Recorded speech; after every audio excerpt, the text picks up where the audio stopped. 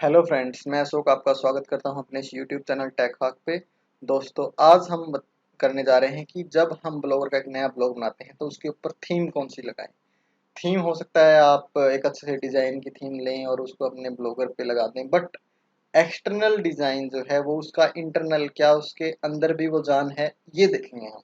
ये नहीं कि हम थीम कैसी लगाएं। तो हो सकता है काफ़ी अच्छे अच्छे डिज़ाइन आपको दिख जाएं और आप हो सकता है उनसे अट्रैक्ट भी हो जाएं कि हाँ, ये तो बहुत बढ़िया थीम है यार, ये लगा लेते हैं और हम बिल्कुल अच्छा सा लुक आएगा। बट क्या होता है ना कि इंसान अगर गोरा हो या काला, बट उसका अंदर का जो है वो अच्छा होना चाहिए।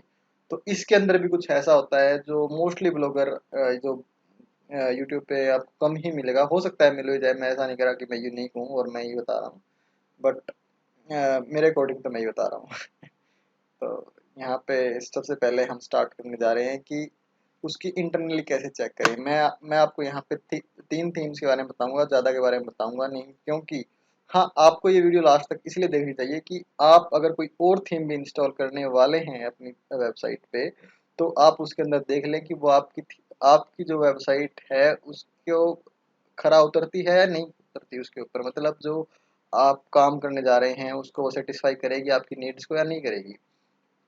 कोई भी थीम के लिए ये चीज़ें हो सकती हैं, टेस्टिंग हो सकती हैं। मैं इनके ऊपर डायरेक्ट टेस्ट करके दिखाऊंगा। अब मैं किसी और की थीम ले लूँ, उसके ऊपर टेस्ट करने लग जाऊँ, उसके अंदर कोई एरर निकल जाए, तो जो थीम क्रिएटर है वो भी भाई नाराज़ होएगा, और यानी कि वो एक तरह से ठीक नहीं है बात। तो मैं आपको टेस्ट करके दिखाता हूँ। सबसे पहले हम करेंगे स्कीमा डाटा टेस्ट किसी भी थीम का। आप कोई भी थीम है उसका स्कीमा डाटा टेस्ट करेंगे। तो सबसे पहले लिखते हैं स्कीमा मार्कअप टेस्ट। ठीक है, स्कीमा मार्कअप टेस्ट लिखेंगे और इसके बाद आपको जो है फर्स्ट रिजल्ट जो मिलेगा, structure data testing tool by Google. ठीक है, ये मैं बताऊंगा ये होता भी क्या है, पहले मैं आपको टेस्ट करके दिखा देता हूँ।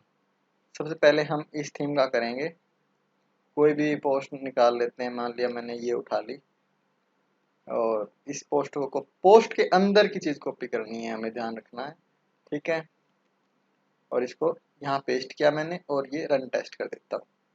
अब ये गूगल जो है इसके अंदर स्ट्रक्चर डाटा में कितनी एरर्स हैं कितनी नहीं है वो आपको दिखा देगा। यहाँ पे कोई एरर नहीं दिखा रहा। No, zero error, zero warning, zero error, zero warning. ठीक है, ये ब्लॉगर की इसके अंदर क्या करता है, और जो है आपकी डिस्क्रिप्शन दे रहा है, ये ब्लॉग पोस्टिंग है, मतलब आप इसके अंदर ब्लॉगिंग कर रहे हो। तो ये फर्स्ट होगी हमारी अल्फा सेंचुरी जो थीम है उसके लिए, उसकी पोस्ट में कैसे जो इंटरनल डाटा है वो ये दिखा रहा है। इसके बाद हम सेकंड वाली का करेंगे। इसके अंदर भी मैं यहाँ से कोई भी पोस्ट उठाऊंगा। पोस्ट के अंदर का करना है टेस्टिंग, क्योंकि जो इंडेक्स होंगी वो हमारी पोस्ट होंगी ना। सबसे पहले अब इसकी जो मैंने एक लिंक है जो वो टेस्ट किया, यहाँ पे भी कोई एरर नहीं है इसके अंदर। ब्लॉग पोस्टिंग है ये भी। और मैं आपको इसकी ब्लॉग पोस्टिंग की जगह आप आर्टिकल कैसे कर सकते हो वो भी बताऊंगा नेक्स्ट वीडियोस में।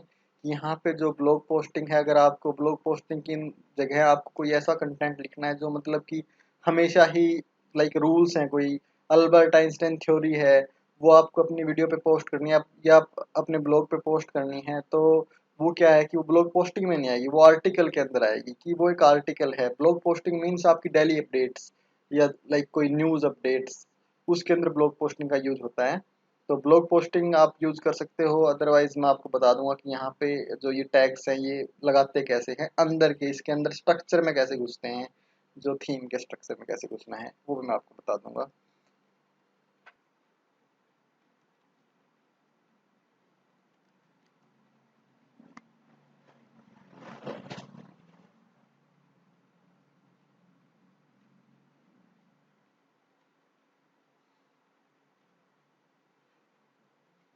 और इसके बाद हमारी ये थर्ड थीम है, फाइनल थीम है। इसके अंदर हम टेस्ट करते हैं। इसकी कोई ब्लॉगर रैंडम पोस्ट मैंने उठाई और इसको कॉपी किया और इसमें टेस्टिंग में डाल दिया। तो इसके बाद जो है यहाँ पे हम देखें कितनी एरर्स हैं कितनी नहीं है, वो अभी हमें पता लग जाएगा। इसके बाद ये रिजल्ट आएगा।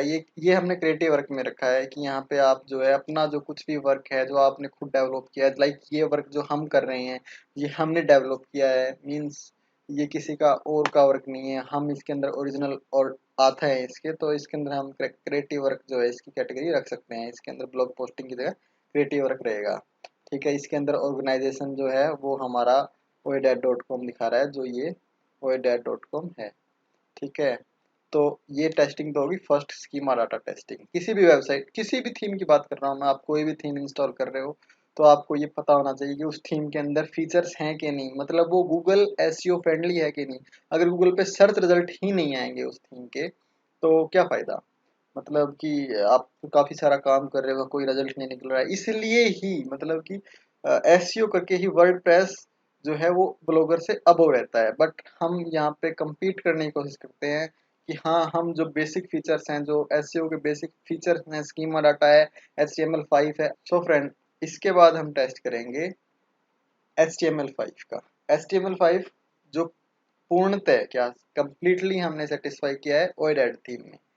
ओएडैड थीम जो है उसके अंदर हम सर्च करेंगे आर्टिकल, आर्टिकल, आर्टिकल मिल गया। सॉरी, मैं आपको शुरू से बताता हूँ। पहले तो जो थीम है वो ओपन है हमारी, उसके अंदर हम यहाँ पे कंट्रोल शिफ्ट और आई एक साथ दबाएंगे। ठीक है, तो इस तरह की एक विंडो ओपन हो जाएगी, कंट्रोल शिफ्ट प्लस आई दबाने से एक साथ में तीनों बटन।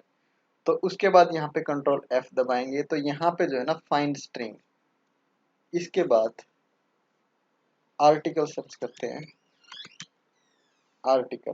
तो यानी कि ये आर्टिकल को पूरी तरह हाईलाइट कर देगी, यानी कि इसके अंदर आर्टिकल टैग है।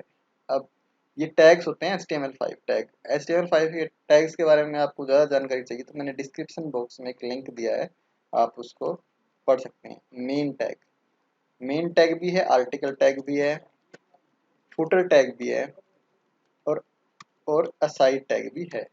यानी कि इसके अंदर सारे टैग्स हैं जो एक वर्डप्रेस वेबसाइट में होते हैं। ठीक है, यानी कि हमने इसके अंदर पूरी कोशिश की है सारे के सारे। अब मैं इसके और भी फीचर्स आपको बता देता हूँ।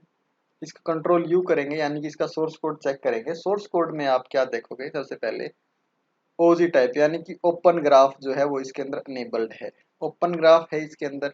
ठीक है, और इसके अंदर थीम कलर, यानी कि थीम कलर का मतलब क्या होता है कि अगर कोई कोई बंदा आपकी वेबसाइट विजिट कर रहा है, वो भी क्रोम ब्राउजर से, तो क्या होगा कि वो जो पीछे का बैकग्राउंड आपने देखा होगा कि वो पूरा सेम कलर का हो जाता है, तो इसके अंदर वो चीज़ें रहेंगी। यहाँ पे आप एक थीम कलर आपको मिलता है, थीम कलर रहेगा। ठीक है, और आपको जो है प्रॉपर जो मेटा मेटा टैग्स हैं वो कंप्लीट मिलेंगी।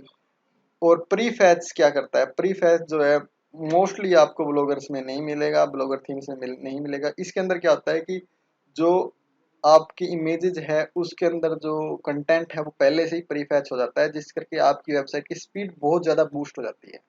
ठीक है, और ये स्कीमा टैग्स हैं, स्कीमा मार्कअप टैग्स हैं।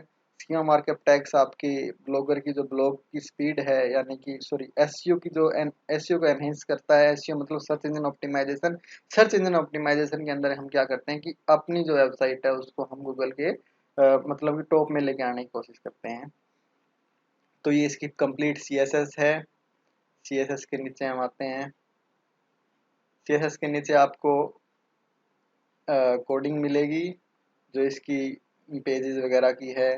ठीक है, यहाँ पे बॉडी टैग शुरू हो गया है, और ये स्कीमा टैग्स हैं, फिर से आर्टिकल टैग स्टार्ट हो गया है यहाँ पे, और यहाँ पे हेडर टैग जो है आर्टिकल के अंदर का हेडर। आर्टिकल के अंदर का हेडर मतलब कि ये हेडिंग है उस वेबसाइट की जहाँ पे आपका मतलब कि आपका एक आर्टिकल है, लाइक ये आर्टिकल है।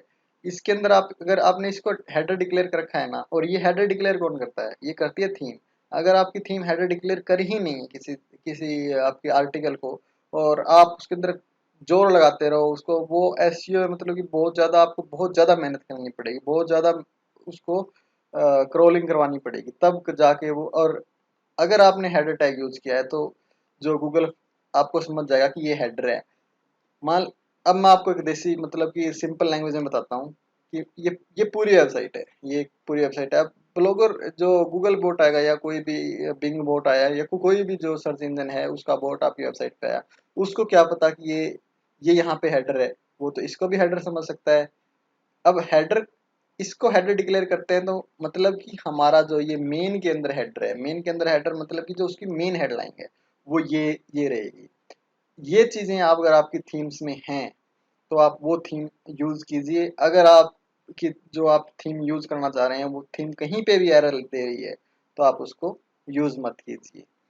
So friends, thanks, have a great day. मैं आपको सिर्फ इतना कहना चाहूँगा, हाँ अगर आप इनमें से कोई थीम डाउनलोड करना चाहते हैं, आपकी मर्जी है, ये कोई ज़्यादा फोर्स नहीं है। अगर आप करना चाहते हैं तो नीचे डिस्क्रिप्शन में लिंक दे दूंगा मैं। और ऑल दी बेस्ट आपकी ब्लॉगिंग कैरियर के लिए। Thank you, have a great day.